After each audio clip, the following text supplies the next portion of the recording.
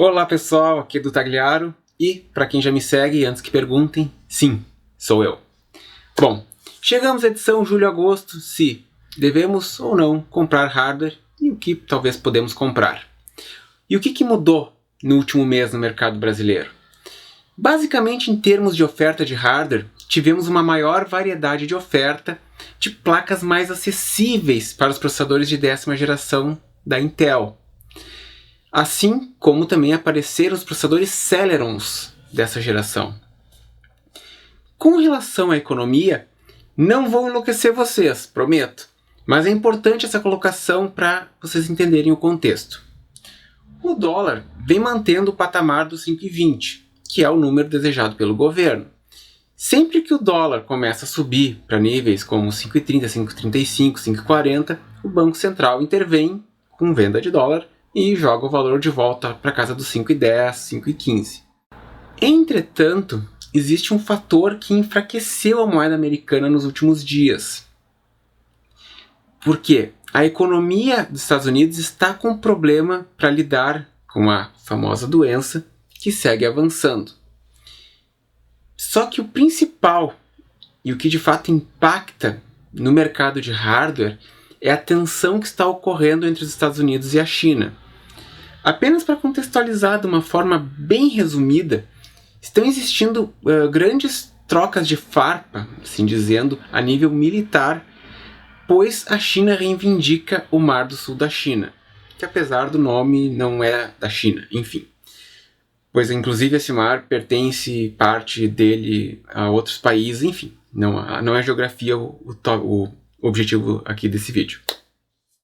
Também existe aquela questão, que já é mais antiga, sobre as farpas, sobre a questão do 5G da Huawei. Que, por sinal, o Reino Unido também comprou essa briga em favor dos Estados Unidos. E, nos últimos dias, os Estados Unidos, aqui vem a coisa mais séria, mandaram fechar a embaixada chinesa em Houston. E o mesmo movimento a China fez com a embaixada americana lá, na China. E isso, por que aconteceu? Ocorreu porque teve uma intervenção chinesa contra diplomatas americanos que estavam em Wuhan, que é o epicentro dessa querida doença. Querida entre aspas, né? E essa invenção, do modo como foi feita, alega-se que ela contraria a Convenção de Viena. Junto a esses detalhes que eu mencionei, estamos em ano de eleições nos Estados Unidos, eleições presidenciais. E eles, né, os americanos, estão com todos esses pepinos acumulados, o que abalou a força da moeda americana nos últimos dias e deve seguir abalando. Isso seria muito bom para nós, né, que queremos hardware a melhores preços. Só que o real está numa situação delicada também, em termos de confiabilidade. E isso impede que ocorra uma queda mais brusca, né, do dólar com relação ao real. Mas o que preocupa muito é essa questão dessa guerra fria entre Estados Unidos e China, porque pode sim trazer problemas na produção de componentes. Até porque outros países que têm fábrica de componentes, elas também estão nessa mesma região e também estão em atrito com a China. Chega de economia, vamos para o que realmente gostamos. As fontes de PC, elas sofreram mais um aumento ao longo desse mês. Elas já tinham aumentado no mês passado. Em princípio, o fornecimento de fontes lá fora ele estava por ser regularizado. Mas andou surgindo algumas diversas fontes com problemas, que até não vou entrar em detalhes aqui. Mas resumindo, a escassez ainda nos impacta, o que provoca um aumento nos preços. No início do vídeo, eu comentei sobre as placas mais acessíveis para a 10ª geração de processadores da Intel. E o grande destaque é para a Biostar H410MH, que é encontrada por menos de R$550. E também temos as placas da ASRock na faixa dos R$600. Aproveitando, quem gostaria de um vídeo falando sobre uma dessas placas, como a Biostar H410M, Deixa aqui nos comentários. Ainda sobre as placas dos processadores Intel de 10ª geração, surgiram várias B460, que apesar de usar um chipset intermediário, foram placas montadas de maneira mais enxuta em termos de recursos, e com valores na faixa dos 700 a 750 reais. As B460 mais elaboradas, elas estão se mantendo no valor em que as primeiras placas Z490 chegaram. As Z490 mais baratas chegaram, que era na faixa dos R$1.000 a R$1.500. Bom, isso que nós podemos traduzir é que, aliado ao fato de que as Z490 apenas o chipset Z490 vai suportar a 11ª geração, certamente não devemos ter Z490 por preços baixos. Nos processadores da Intel, o i3-10100 ele esboçou ter uma queda de preço lá dos R$1.000 para perto dos 800. Isso logo quando apareceu o i5-10400F. Mas me parece que a chegada das placas mais acessíveis deixaram as lojas mais confortáveis, se é que vocês entendem. E também não podemos esquecer, que eu já havia mencionado, chegaram também os Celerons, que são as opções mais baratas de 10ª geração, e são processadores que estão oscilando entre 300 a 400 reais. O i5-10400 ele vem mantendo seu patamar de 1.450 reais, e o 10400F na casa dos 1.200. O 10600K ele não está fácil de se encontrar, mas o seu preço ele está na faixa dos R$2.000 aproximadamente. É caro?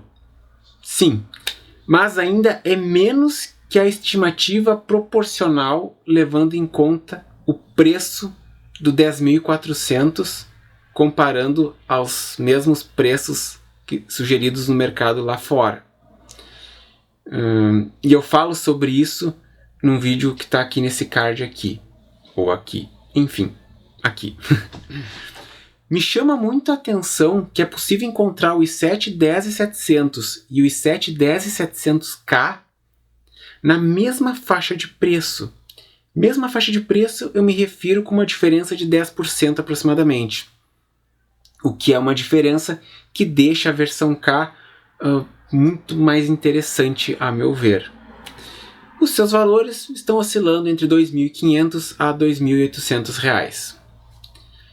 O i9-10900 e o 10900F, que é a versão, no caso com e versão sem gráficos integrados respectivamente, elas estão custando o mesmo valor praticamente, que é algo na faixa dos R$3.500.